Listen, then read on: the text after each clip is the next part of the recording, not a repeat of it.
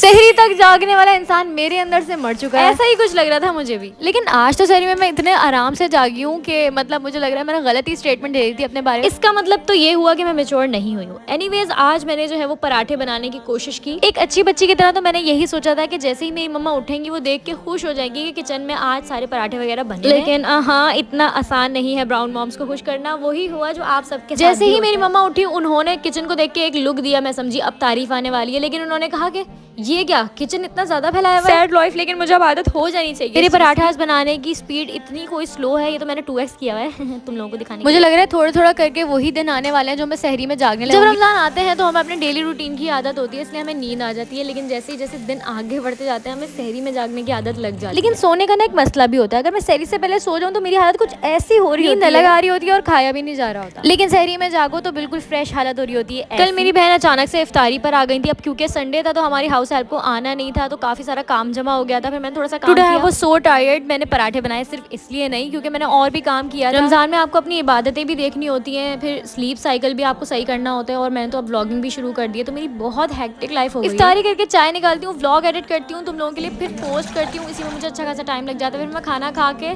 फिर सोती हूँ, उठती हूँ, सहरी करती हूँ, फिर सहरी के बाद एक और व्लॉग अपलोड करती हूँ। तो बहुत सारा काम। मैंने डूम स्क्रोलिंग बिल्कुल बंद कर दिया। पहले रमजानों में होता था मैं स्क्रोलिंग करके बहुत ज्यादा टाइम वेस्ट करती थी।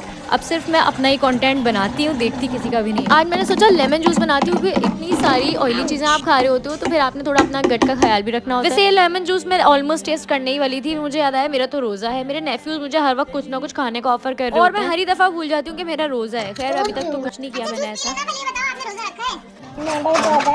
कहाँ पे रखा है? रोजा फ्रिज में रखा है। इनका तो पता नहीं, लेकिन मैंने रोजा फ्रिज में नहीं रखा है। तो मैं जा रही हूँ खाना खाने। बाय।